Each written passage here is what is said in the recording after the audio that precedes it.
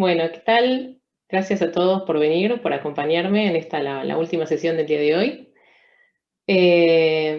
Mi nombre es Natalia, trabajo en Grupo Esfera desde hace un poco más de 14 años, que es una empresa de desarrollo de software.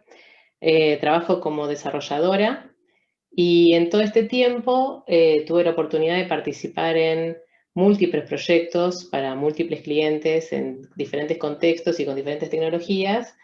Y entonces, a lo largo del tiempo, tuve la oportunidad de ver cómo algunos patrones suelen repetirse. Y por eso se me ocurrió armar esta charla sobre los desafíos que hay en la integración frecuente de producto en contextos en los cuales tenemos múltiples equipos trabajando sobre el mismo producto. Eh, bueno, entonces, este es el tema que les voy a presentar. Y, en primer lugar, un par de aclaraciones. Todos los ejemplos están inspirados en hechos reales. Quiere decir que son proyectos en los cuales me ha tocado participar. No son situaciones imaginarias o hipotéticas para ilustrar un punto, sino que son problemas reales que tuve que transitar y que todavía, hoy en día, sigo viendo en diferentes equipos y proyectos.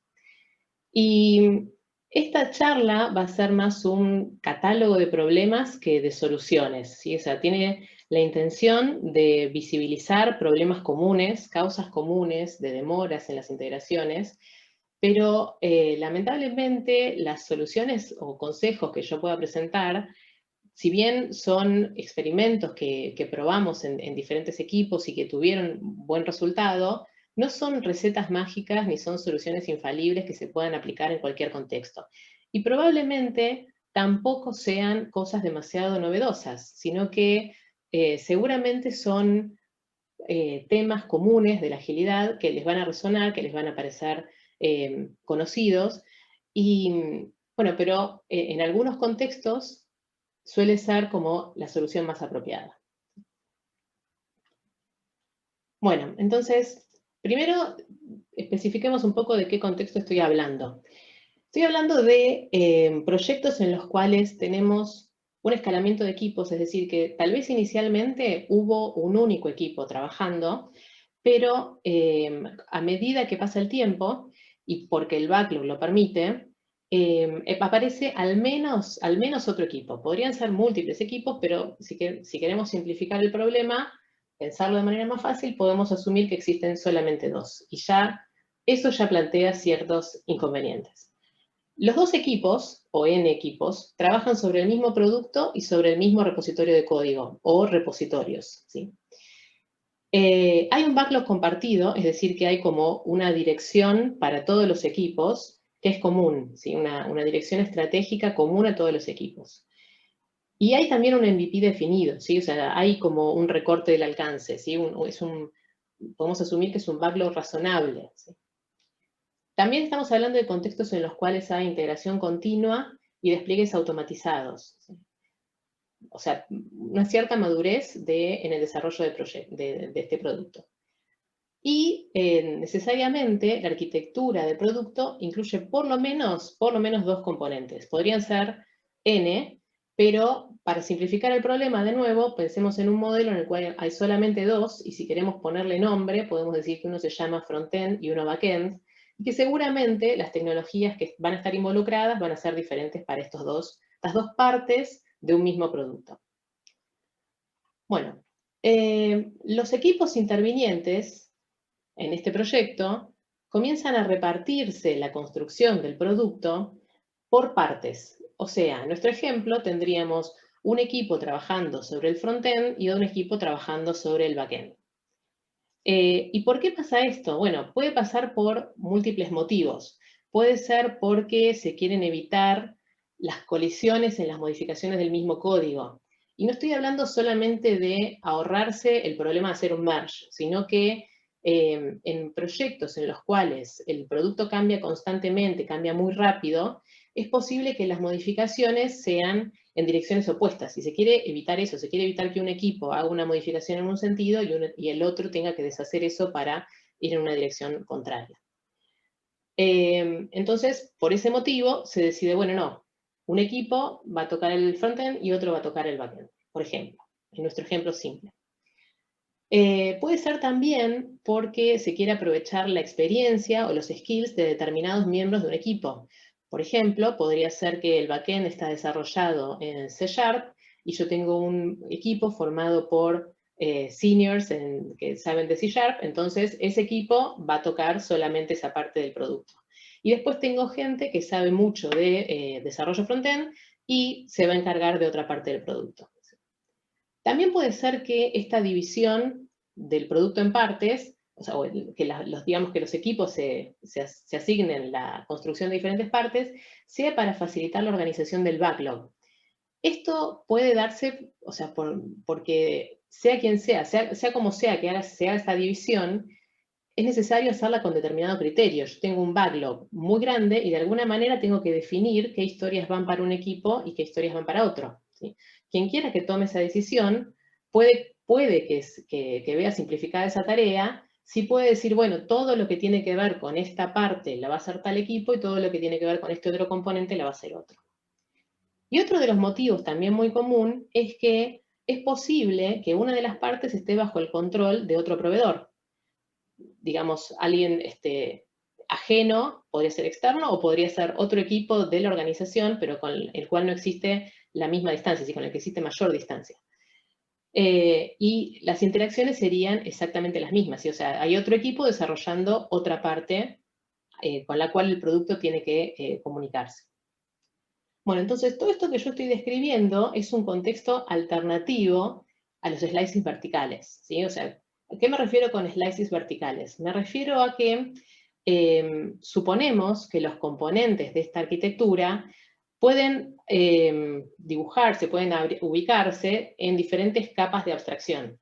Y tengo algunos componentes que no dependen de nadie y entonces estarían como en una capa superior, otros componentes que dependen de ese y que estarían en una capa inferior a esa, y tal vez otros componentes que dependen de todos los anteriores en otras capas inferiores. Por eso estoy hablando como de una verticalidad. También podría decir que los slices son longitudinales si quiero ubicar los componentes a lo largo y hablar de sus comunicaciones, de sus interacciones. Pero ¿a qué me refiero con estos slices? Me refiero a que un feature que un equipo tiene que desarrollar, lo desarrolla de punta a punta y despliega código en cada uno de los componentes involucrados. Por ejemplo, en nuestra simplificación, significaría que un equipo para desarrollar un feature tiene que tocar tanto el frontend como el backend, como los N otros componentes involucrados. Bueno, entonces, yo sé que en muchos casos me dirían, bueno, pero esa es la mejor forma de trabajar, eso sería lo más conveniente. Claro, pero no siempre es tan sencillo. Y en mi experiencia en particular, me ha tocado trabajar muchísimo más con el primer contexto que yo describí, en el cual los equipos se distribuyen la construcción de producto por partes, que aquellos en los cuales hay múltiples equipos haciendo slices verticales o longitudinales. Esto tal vez es más fácil cuando existe un único equipo desarrollando. Si los slices verticales suelen ser fantásticos cuando hay un único equipo, pero cuando hay múltiples, empiezan a aparecer muchos otros problemas. Entonces, antes de seguir avanzando mucho más, me gustaría hacerles a ustedes esta pregunta, para romper el hielo, ¿sí? Para conocernos, para conocer con quién estoy hablando. Perdón, se me fue la presentación. Ahí estamos. Un segundito, a ver si lo encuentro. Aquí está. Entonces, les voy a compartir por el chat un link para votar simplemente la respuesta a esta pregunta, ¿sí?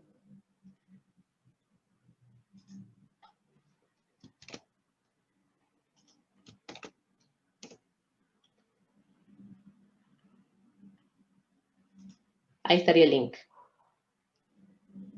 Para conocerlos a ustedes y saber en qué contexto les ha tocado trabajar a ustedes. Si cuando hay múltiples equipos, trabajan siempre con slices verticales o longitudinales, o trabajan dividiendo el producto entre los equipos.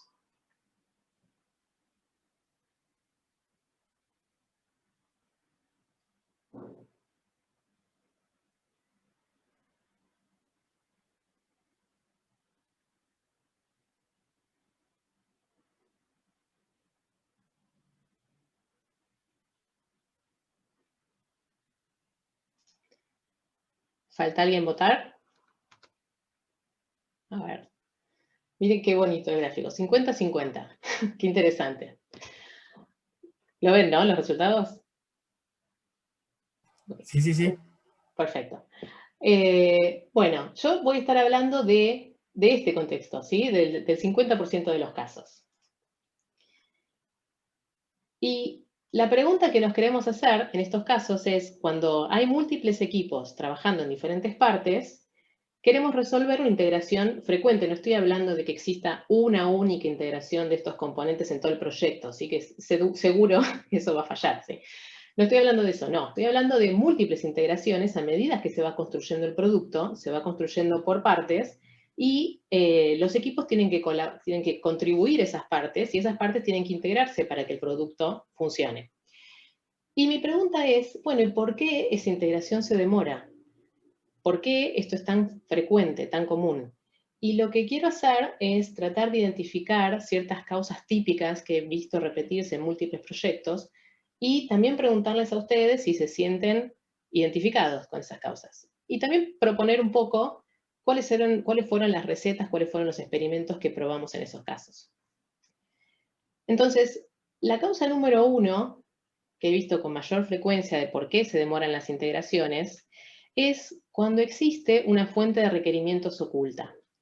¿Y en qué caso se puede dar esto? Bueno, supongamos en nuestro ejemplo simplificado de frontend y backend, ¿sí? de dos equipos desarrollando esas dos partes, supongamos que el equipo frontend tiene que, en un principio, desarrollar una pantalla con velocidad, ¿sí? O sea, con cierta velocidad. Y construyen un endpoint del lado del backend que sea simplemente un mock y que devuelva todos los datos que necesitan para popular esa pantalla. ¿Sí? Ahora, cuando llegue el turno del equipo backend de revisar eso, van a ver ese endpoint creado, ese servicio, esa API, y dicen, no, esto está mal, esto lo tenemos que hacer de nuevo. ¿Por qué? Porque este servicio está devolviendo toda la información de la pantalla, no solamente el listado que ustedes quieren mostrar, sino que aparte está devolviendo los breadcrumbs de la página, o la información del usuario, o otro menú de navegación lateral que ustedes quieren mostrar en otro caso. Y toda esa información no tiene nada que ver. Y yo quiero, y acá está lo que el equipo frontend no sabía, yo quiero que esta API pueda consumirse desde múltiples clientes, no solamente desde el frontend. Y entonces acá aparece un requerimiento que nadie sabía que existía hasta ese momento. ¿Sí? Otro ejemplo muy común es cuando existen ciertos requerimientos de seguridad a nivel organizacional. Por ejemplo, también se implementa una funcionalidad que va desde el frontend al backend, haciendo ciertas consultas, pero después la organización dice, o el cliente dice, no, bueno, pero yo necesito que todas las consultas pasen por este módulo intermedio que hace auditoría y registra cierta información del usuario, y empiezan a aparecer un montón de cosas que nadie sabía que había que hacer, y que también van a consumir tiempo y que involucran aparte otras pruebas que va a ser necesario realizar, otras pruebas de integración, otros conflictos que son mucho mayores que lo que el cliente se imagina, ¿sí? Lo que tiene en su cabeza. Y el tercer ejemplo también muy común de cuando aparece una fuente de requerimientos oculta es cuando hay un proyecto de migración. Supongamos que hay un sistema, un producto desarrollado cuya tecnología no envejeció bien por algún motivo y se quiere hacer una migración de ese proyecto a otra tecnología más nueva, más moderna, para la cual se encuentre gente que sí la conoce, etc. Y se toman ciertas suposiciones, como por ejemplo, bueno, si el producto original tardamos 2 años en hacerlo, seguramente este nuevo producto que va a tener lo mismo, pero va a estar hecho en otra tecnología, vamos a tardar 2 años o menos, porque ahora se desarrolla mucho más rápido. Ahora, en mi experiencia, y esto es totalmente empírico y no está sacado de ninguna fuente formal, lo que suele suceder es que pasa ese lapso de tiempo, pasan los 2 años, y el nuevo sistema cuenta con, en el mejor de los casos, el 50% de la funcionalidad del sistema original. ¿Y por qué pasa eso? ¿Es porque ahora desarrollamos más lento? No, es porque en el medio aparecieron un montón de requerimientos que nadie sabía que iban a estar. nadie quiere migrar un sistema tal cual era original. Siempre aparecen cambios en el medio. No quiero tener la misma pantalla fea que tenía antes. Cambian las interacciones, cambia la experiencia de usuario. Y todo eso, al principio, tal vez no estaba visible. Entonces, en todos estos ejemplos que estoy dando, siempre el denominador común es que había requerimientos que nadie había visto en un principio. Y esto puede pasar en cualquier tipo de proyectos, no solamente en aquellos que tienen que integrarse. Bueno, entonces, ¿qué es lo que nos ha resultado en estos casos? Involucrar a los stakeholders desde el principio en todas las definiciones del backlog. Esto puede ser o bien en una primera etapa de planificación o en reuniones periódicas de refinamiento del backlog, ¿sí? O sea, ¿qué quiere decir? Traer a todas las personas que tienen ciertos requerimientos sobre el sistema que se está por desarrollar. Y es necesario visibilizar todos esos requerimientos. Cuanto antes se haga, más fácil va a ser después, ¿sí? O sea, más, digamos, certero va a ser el plan que se pueda usar, que se pueda definir. Y aparte, es imprescindible lograr el consenso de todos los involucrados para poder priorizar qué es lo que se va a construir. Por lo general, a mí me ha tocado mucho trabajar con clientes que tienen como dos equipos, ¿no? Uno responsable del producto y que sabe todo sobre la funcionalidad que hay que implementar, y otro responsable de seguridad o de infraestructura o de otro tipo de cuestiones de la organización. Y esas dos áreas rara vez se ponen de acuerdo, ¿sí? O sea, es como que cada uno está tratando de imponer sus requerimientos por sobre la otra y se convierte como una especie de pelea. Entonces, nosotros como desarrolladores, como equipo de desarrollo, tenemos que tratar de lograr ese consenso, ¿sí? De que todos vean lo que es necesario para el producto y que estemos de acuerdo en la priorización. Y también de tratar de distinguir qué es lo realmente importante, cuál es ese 80% del código que aporta el 20% del valor del producto, ¿sí? O sea, hacer foco en lo que es verdaderamente importante y poder priorizar eso. Bueno, otra causa bastante común de demoras es cuando uno de los equipos o una de las partes que hay que construir está en una etapa fundacional interminable, ¿sí? Entonces, ¿qué es lo que pasa? Se demoran los releases, se demora una primera versión porque hay como mucha inseguridad alrededor de eso. Entonces, hay frases como, por ejemplo, todavía no está listo, no queremos liberar esto porque si ustedes lo integran, entonces después lo vamos a tener que modificar y no queremos hacer pruebas de integración porque después va a haber que modificarlas todas porque esta implementación puede cambiar.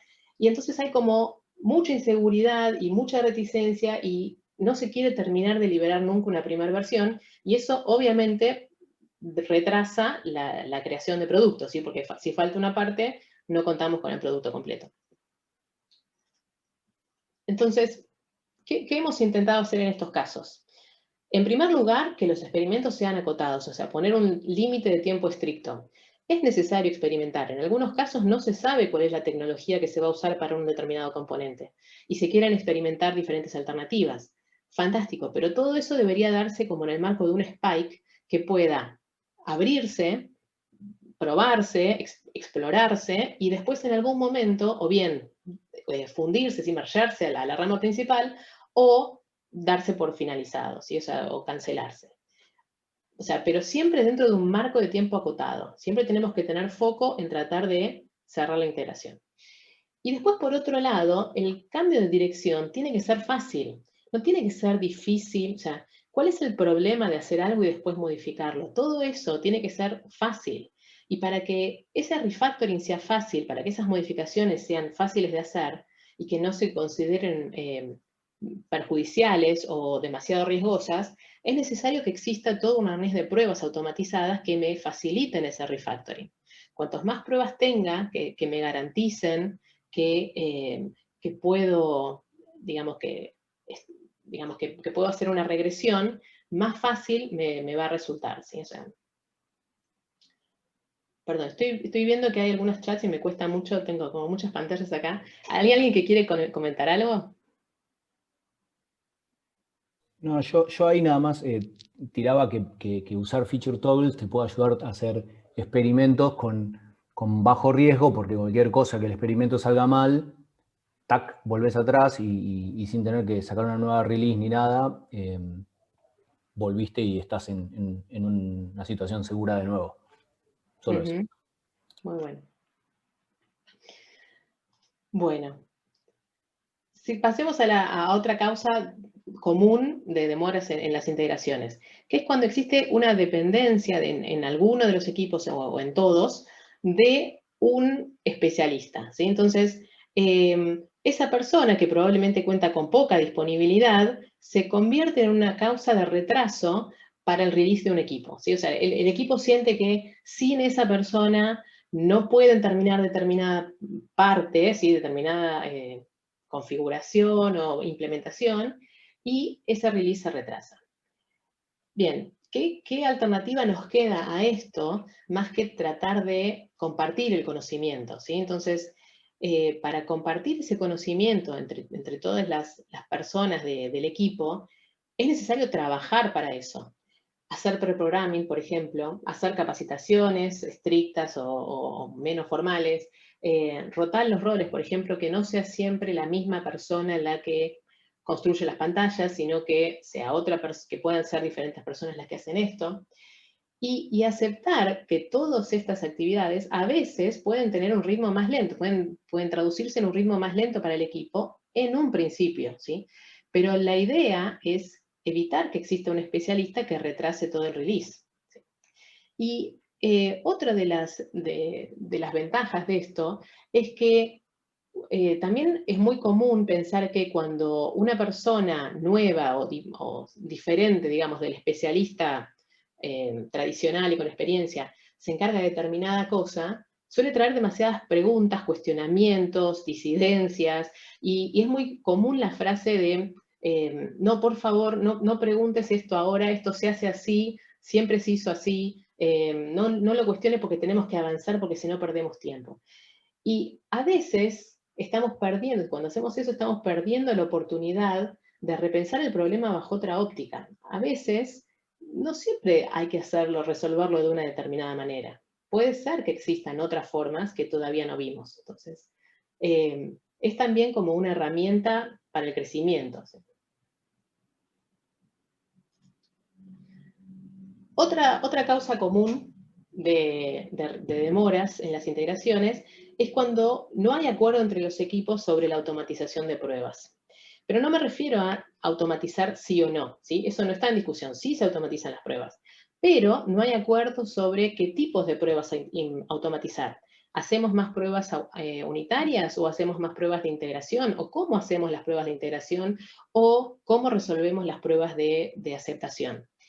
Y sucede a veces que un equipo tal vez avance en una dirección, genera pruebas, ¿sí? Por ejemplo, no sé, pruebas unitarias sobre determinada funcionalidad, y cuando después esas pruebas entran en conflicto con lo que está desarrollando otro equipo, ya el mantenimiento de esas pruebas, el tener que corregirlas, se empieza a percibir como una demora en todo el proyecto, ¿sí? O sea, el mantenimiento de las pruebas se percibe como una demora.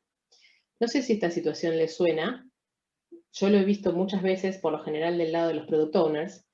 Y también entre miembros del equipo, ¿no? O sea, la sensación esa de mejor no perdamos tanto tiempo con las pruebas end-to-end porque nos demoran. Y en realidad, lo que está reflejando eso es que no hay acuerdo sobre el valor de las pruebas. No hay acuerdo sobre el aporte que hacen las pruebas a la salud, a la integridad del producto. Entonces, ¿qué es lo que tratamos de hacer en esos casos? Tratamos de trabajar en conjunto para entender que las pruebas automatizadas también son piezas de software y que son tan valiosas y sobre las cuales rigen ciertos atributos de calidad, al igual que sobre el producto. Entonces, queremos que sean modulares, queremos que haya bajo acoplamiento, queremos que sean flexibles, queremos que sean mantenibles. Todo eso es lo que le exigimos a las pruebas, pero tenemos que todos estar de acuerdo en que eso es un objetivo a perseguir, tanto como digamos, mejorar el código del producto. Y también hay que invertir tiempo en refactorizarlas y en mejorarlas cada vez que sea necesario, y ese tiempo tiene que ser considerado valioso. Por lo tanto, una de las cosas que se pueden llegar a hacer es compartir el conocimiento entre los equipos a través de, no sé, sesiones de mob programming, o rotando a los miembros de un equipo, o haciendo que haya ciertos miembros que sean, o sea, que sean fundadores de equipos, ¿no? O sea, que hayan estado en un equipo original y que se vayan como fundadores a otros equipos, y de esa manera sociabilizar el acuerdo sobre el valor de las pruebas. ¿Sí?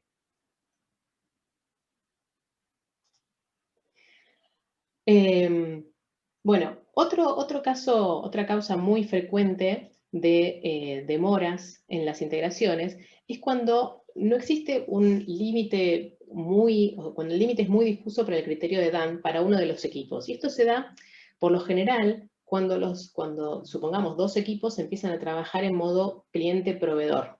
Entonces, hay un equipo que es el proveedor, que desarrolla algo, y la validación de lo que está haciendo pasa porque el equipo cliente lo apruebe, ¿sí? Entonces, se empiezan a desarrollar estas relaciones en las cuales un equipo hace algo y espera que el otro equipo lo apruebe, y el equipo cliente dice, no, esto no es lo que yo esperaba. Entonces, el equipo proveedor tiene que modificarlo y después volver a desplegarlo, y el equipo cliente otra vez vuelve a tener otro problema, ¿sí? Entonces, hay como siempre expectativas no satisfechas, siempre este tironeo entre un equipo que dice sí está listo y otro equipo que dice no, todavía no está listo, porque todavía no vimos, por ejemplo, los casos de excepción, o todavía no vimos qué pasa si, digamos, si los datos que yo te doy no son correctos. Entonces, empieza como este tironeo entre lo que un equipo considera que está bien, y el otro equipo considera que cuando está terminada una tarea, y también esto complica cuando existe ciertas pruebas manuales o digamos, cuando existe gente dedicada a hacer QA, no saben exactamente hasta dónde llegan los límites de lo que tienen que testear, ¿no? O sea, aparecen frases como, no, esto no lo pruebes porque cuando ellos integren ya vamos a saber que está bien, ¿sí? Entonces, eso obviamente demora los ciclos de feedback, ¿no? O sea, cada vez que hay un ida y vuelta, se produce un desgaste entre los equipos, entre las interacciones, en las comunicaciones, empieza la sensación de que, o sea, aparece la frase, ellos no trabajan bien, ¿sí? Entonces no logramos una colaboración ahí. Entonces, ¿cómo hacer para lograr esa colaboración? ¿Qué es lo que podría ser conveniente? Primero, colaborar entre los equipos para definir una interfaz, ¿sí? O sea, antes de empezar, definamos cómo tiene que ser la interfaz y construyamos sobre esa interfaz pruebas automatizadas que la validen. Por ejemplo, pueden ser pruebas de contrato, ¿sí? O sea, pruebas que validen que al interactuar con un sistema externo, yo recibo la respuesta que espero recibir, ¿sí? Y de nuevo, esas pruebas tienen que ser fáciles de modificar, ¿sí? Y fáciles de refactorizar. Pero aparte implica que tenemos que invertir tiempo en definir cómo van a ser esos mecanismos, o sea, definir en conjunto y de mutuo acuerdo cómo van a ser esos mecanismos para realizar esas pruebas y para, por ejemplo, mantener y popular los datos de prueba, ¿sí? O sea, que suele ser el problema más importante en las pruebas de integración, ¿sí? O sea, ¿con qué set de pruebas puedo testear esta integración y verificar que efectivamente no se rompió? ¿Tengo un ambiente dedicado para eso? ¿Tengo ciertos endpoints que me sirven solamente para las pruebas y que me sirven para crear datos y eliminarlos al final? ¿Tengo un set de datos que vos me garantizás que no va a mutar, que no se va a ver afectado? ¿Sí? O sea, pero ese tipo de conversaciones es necesario tenerlas antes de comenzar a trabajar, ¿sí? No, obviamente que esto no siempre es posible, ¿no? Este es un camino recorrido y muchas veces un ideal, ¿sí? Pero sí es una receta interesante, ¿sí? Otra causa de demoras frecuentes es cuando existen planificaciones inflexibles para uno o todos los equipos.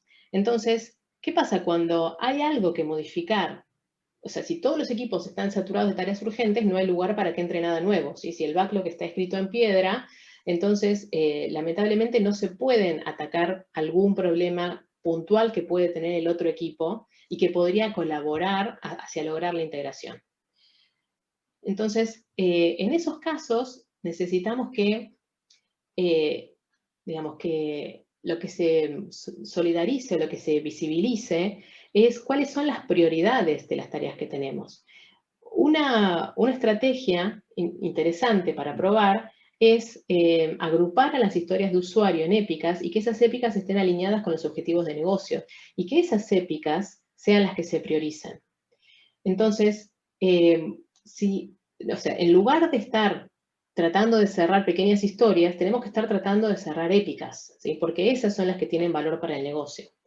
Y para hacer eso, vale cualquier estrategia, vale ir cambiando la planificación si es necesario, si es conveniente, o vale también prestar miembros de un equipo. Puede ser que un equipo esté saturado de trabajo y que no cuente con más gente para hacer una determinada modificación, entonces, bueno, ¿por qué no intercambian, por qué no prestamos a algún miembro del equipo para que pueda colaborar a cerrar esa integración? Pero en todos los casos tenemos que priorizar las integraciones por sobre cualquier otra tarea, ¿sí? Y eso implica cerrar épicas que estén alineadas con los objetivos de negocio. Bueno, y por último, la última causa frecuente que pude identificar es la del deseo del producto genérico, ¿no? O sea, esa idea, como yo les comentaba al principio, de la API que pueda consumir cualquier cliente. O sea, estamos armando un frontend y un backend, pero yo quiero que el backend sea lo suficientemente genérico como para que se pueda consumir desde cualquier lado e incluso que se puedan generar diferentes clientes en diferentes lenguajes de programación, ¿sí? Porque yo asumo que los clientes van a ser de cualquier índole. O, por ejemplo, también se da cuando en proyectos de frontend queremos hacer componentes reutilizables que estén parametrizados de punta a punta, que se pueda hacer cualquier cosa con ellos, y los ejemplos de aplicación de esos son uno, ¿sí? O sea, se usan en un único lugar. Esto tiene, digamos, una fuente de requerimientos de muchas cosas que no tienen ningún valor inmediato y que puede ser que nunca lo tengan. Puede ser que esos requerimientos que alguna gente imagina, ¿sí? Que piensa en grande, ¿no? Tal vez nunca sean necesarios y nunca aporten ningún valor al negocio, o sea, que se conviertan en una especie de desperdicio, ¿sí? De recursos. Bueno, entonces, ¿qué podemos sugerir, qué podemos pensar más que hacer foco en el cliente? O sea, tratar siempre de identificar los ejemplos de aplicación posibles, tratar de pensar en el futuro, ¿sí? Tratar de pensar un poco en grande, tratar de pensar, de preparar las cosas para que sean lo suficientemente flexibles en una dirección, obviamente, no van a poder ser flexibles en todas, no van a poder soportar cualquier cambio, pero sí alguno podría llegar a ser. O sea, pensar en el futuro, pero resolver para el ahora. Si hay un único ejemplo de uso de un componente, usémoslo en ese único caso y no perdamos tiempo tratando de parametrizarlo, ¿sí? Si en el futuro existen nuevos ejemplos de aplicación, perfecto, reconsideremos esa historia. Pero no trabajar para un futuro que no existe en el día a día, porque las cosas cambian demasiado rápido. Bueno, entonces, para ir terminando, ¿qué pasaría si el contexto fuese distinto? Y acá me encantaría que los que dijeron que trabajan con múltiples equipos, con slices longitudinales o verticales, también me digan si están de acuerdo con esto. O sea, ¿qué pasaría si en lugar de trabajar de esta manera, trabajáramos con slices verticales? ¿Resolveríamos todos estos problemas? No siempre, probablemente aparecerían problemas nuevos. Por ejemplo, algunos requerimientos, algunos lineamientos de arquitectura, por ejemplo, podrían perder dirección o podrían diluirse si tienen que ser tenidos en cuenta por todos los equipos, ¿sí? O sea, si todos los equipos tienen que estar pendientes de eso, es posible que la implementación no sea la mejor, ¿sí? O sea, si hay un equipo dedicado a pensar ese problema y resolver ese problema, puede que la solución sea mejor que si eso se distribuye en múltiples equipos preocupados por otros temas. También, si no hay un consenso entre las prácticas o entre las convenciones, es posible que cuando múltiples equipos tocan diferentes componentes, el producto se vuelva demasiado heterogéneo. ¿Y cuál es el problema de esto? Bueno, que a veces cuando las cosas o sea, las convenciones ¿a qué nos ayudan? a que sea más fácil encontrar lo que estoy buscando, ¿sí? O sea, para una persona nueva en el proyecto, o para incluso gente que ya está experimentada, así que ya viene trabajando en ese proyecto, cuando las cosas siguen ciertas convenciones es más fácil encontrarlas, ¿sí? Es más fácil encontrar lo que estoy buscando. Entonces, si las convenciones se diluyen y el producto es demasiado heterogéneo, eso puede ser un problema. Y tampoco los slices verticales garantizan el acuerdo sobre qué pruebas automatizadas implementar o sobre la cobertura. O sea, no necesariamente podríamos imponer otras reglas externas, pero los slices verticales por sí solos no garantizan nada. Sí hacen foco en lo imprescindible, ¿no? O sea, sí nos llevan a pensar que una tarea no está terminada hasta que no se termina el desarrollo de todas las partes, y esa forma de pensar nos hace descartar rápidamente todo aquello que es superfluo, todo aquello que no nos lleva al objetivo, todo lo que no es imprescindible, ¿sí? En ese sentido, es sumamente valioso un desarrollo de esa manera.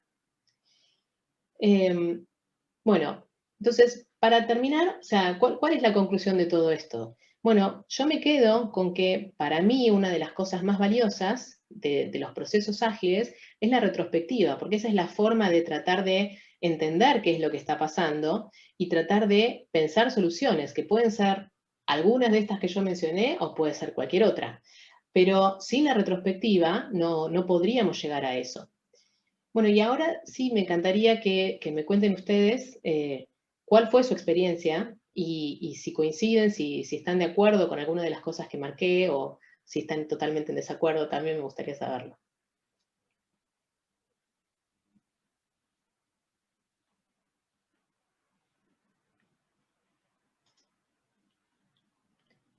¿Alguien quiere hacer alguna pregunta? ¿Preguntas? Vamos, con confianza. Sí. Sí, hablo Adelante. así. No, cuando hablaba de promover prácticas sanas de testing y eso, no sé si algún comentario para agregar sobre TDD o cómo promover el uso, ¿no? A nivel cross company.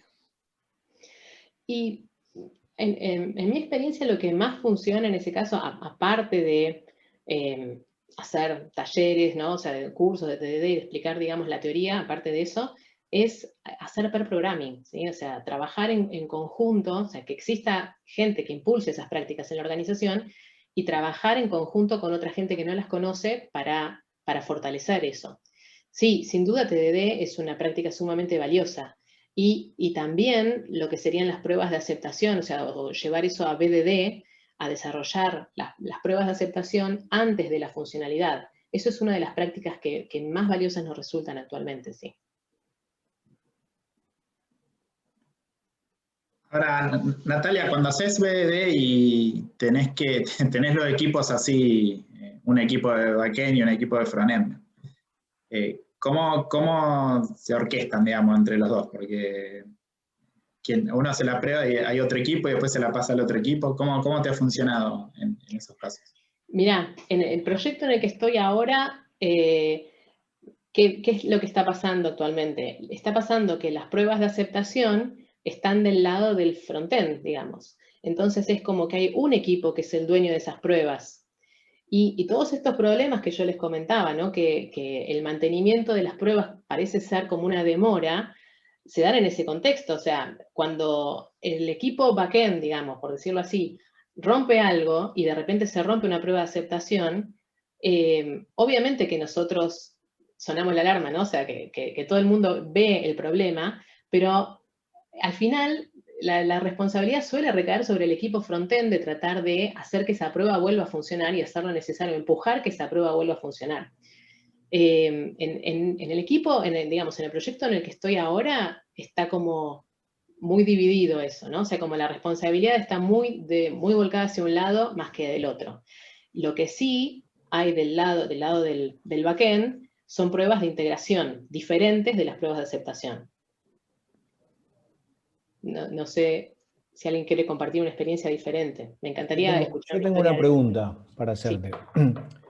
¿Cómo haces o cómo te pasó de hacer para que los dos equipos, en este caso hipotético, se sientan que están construyendo el mismo producto y que no pase como que está uno haciendo el producto frontend y otro haciendo el producto API.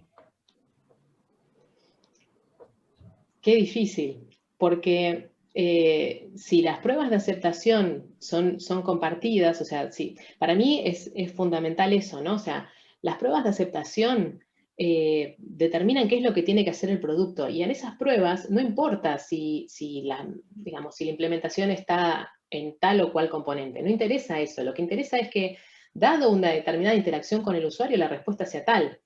Y entonces, si esas pruebas no son compartidas por todos los equipos o sea, si no son valoradas, ¿sí?, y mantenidas por todos los equipos intervinientes, es difícil que, por ejemplo, en nuestro caso hipotético, el equipo backend vea digamos, que está rompiendo el producto que está construyendo, ¿sí?, que vea el impacto del cambio que está haciendo, un cambio que puede llegar a ser disruptivo. Porque tal vez no está preocupado por el input, por la pantalla que está viendo el usuario, ¿sí? Por eso me da la sensación de que, digamos, teniendo visibilidad sobre las pruebas de aceptación, compartiendo digamos, la creación de las pruebas y el mantenimiento, me parece que es una posibilidad. Pero probablemente no la única. Sí.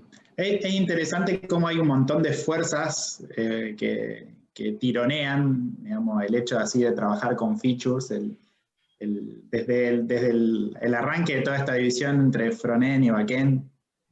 Y después yo creo ahora también el tema de microservicios, que está bueno, pero genera la tendencia también a, bueno, yo soy dueño de este microservicio y este es mi producto. Y está bueno, digamos, por un lado, pero al mismo tiempo tironean y generan mucha fricción en ver la punta a punta, ¿no? Ese slice vertical. Parece interesante cómo lo marcaste acá, y otras sesiones también hubo sobre eso, ¿no?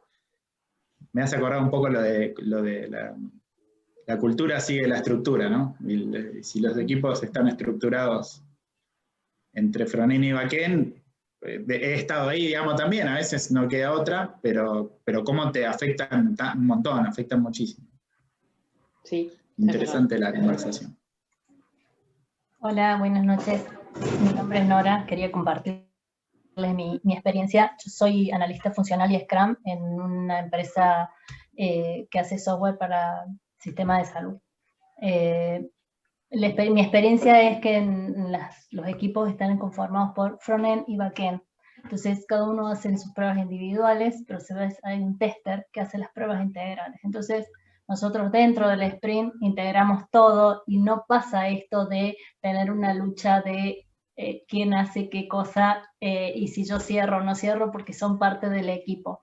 Entonces, de esa forma cerramos es como que saltamos el paso de la confrontación entre quién es cliente y quién es el proveedor, sino que son todos parte de la misma necesidad. Pero sí quería además comentarles que sí noto esto de la demora del sprint cuando por algún motivo necesito o de un servicio o de consultar una integración con otro proyecto, que digamos, en la empresa todos los proyectos tienen equipos abocados, y mi necesidad tiene que entrar o macharse en un sprint de un equipo que no es su prioridad lo que yo estoy necesitando. En esa situación es donde yo veo que las demoras en los desarrollos o en los sprints, donde yo tengo la afectación, donde no puedo llegar a cumplir mis tiempos, porque si bien es una necesidad del negocio, no lo es para el otro equipo que me tiene que dar una solución, porque él tiene otras necesidades. En ese punto quería compartirles que es donde yo veo la demora en las entregas de los sprints. Sí, totalmente. Es muy típica también esa situación. Y algunas de las cosas que he mencionado nos han servido también en esos casos, o sea, el tema de hacer pruebas de contrato, el de hacer pruebas sobre lo que esperamos que el otro devuelva, también suele ser muy útil, ¿no? O sea, de hacer un acuerdo sobre eso, incluso antes de que el desarrollo esté terminado, y trabajar contra mocks, ¿sí? O sea, que actúen como si fuese el producto terminado. Claro, pero después finalmente, perdón, tenés que esperar para volver a reprobar y saber que realmente funcionó. Sí, y venimos... siempre no funciona. O sea, lo No, común a es que- veces sí, digamos, a veces sí, siempre hay que hacer un mínimo ajuste, pero venimos a eso, capaz que yo tenga 2 sprints después, volver a retomar ese tema para macharlo y después entregárselo a mi PO. Sí, es inevitable, lamentablemente. Lo que pasa es que o lográs una perfección en la sincronización de sprint de distintos equipos, que la verdad que muchas veces responden a distintos PO, distintas prioridades, y es prácticamente imposible, o asumís el costo de que, y bueno, el que terminó primero, en algún momento, en 2 sprints más adelante, va a tener que reprobar eso. Es como que, no sé, en mi experiencia es inevitable. O pagás de un lado o pagás del otro. Exacto, sí, es lo que me pasa. Ujú. Yo quería hacer una pregunta también. Bueno, primeramente, buenas noches, Natalia, y gracias por todo lo que estás aportando, ¿eh? Para mí lo es así. Quería consultarte sobre, vos en un momento determinado comentás respecto a involucrar al cliente, ¿sí? En este ciclo, en esta etapa del ciclo de vida del software, que tiene que ver con las pruebas, ¿no? Que son necesarias, ¿sí? Por ejemplo, bueno, las pruebas más técnicas, por así decirlo, ahora no recuerdo, pero en definitiva, lo que sucede es que a veces cuando se hace la presentación, ¿no?, de lo que va a involucrar el sprint, le hace ruido al cliente, al product owner, que se está exponiendo a algo que está relacionado con pruebas. Esto no es producto para mí, no tiene ningún tipo de, o sea, no me aporta en nada. Entonces, ante ese tipo de situaciones, el equipo no sabe cómo defenderlo, ¿sí? Y es algo muy común. El cliente quiere producto, no le importa de qué manera, ¿sí? Y lo quiere ya, para ayer, por así decirlo, como sucede siempre.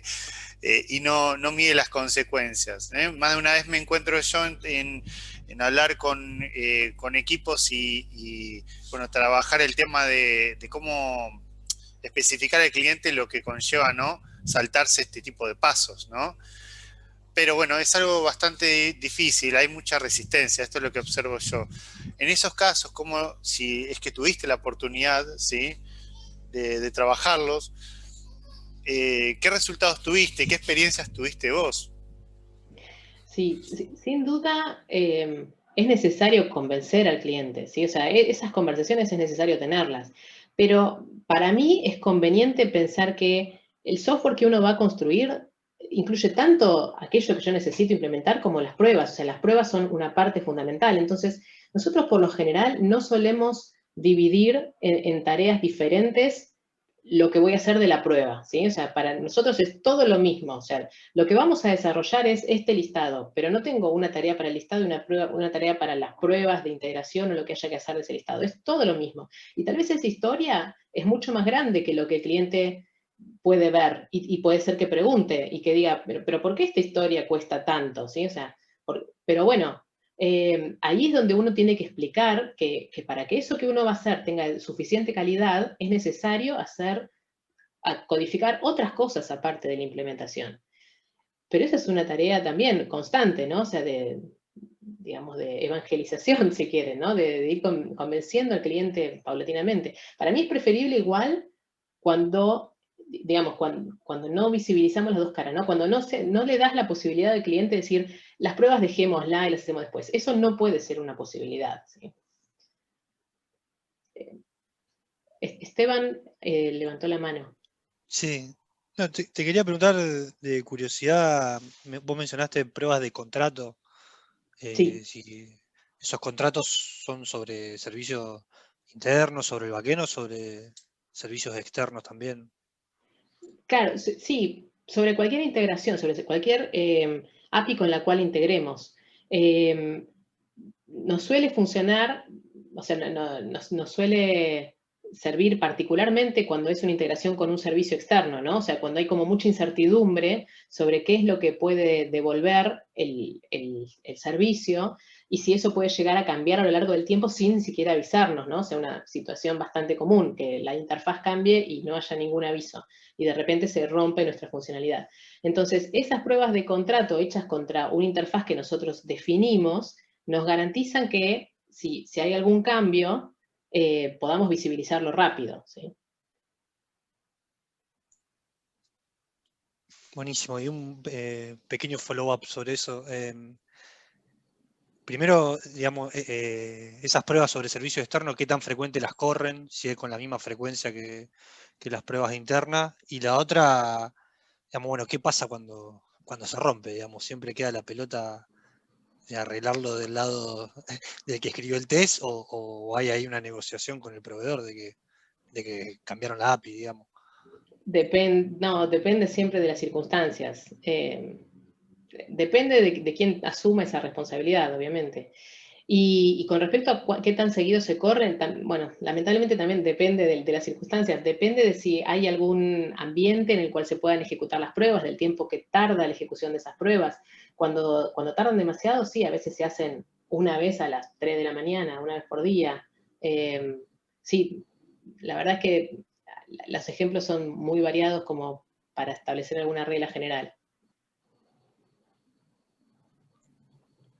Va bien, va bien. Bueno, estamos en tiempo. Por supuesto, estas conversaciones pueden seguir en Discord, pueden seguir el sábado, como dice ahí Sebastián. Buenísimo. Muchas gracias, Natalia, por estar acá. Gracias a agradezco ustedes. que te hayas sumado. Gracias a todos ustedes por acompañarme.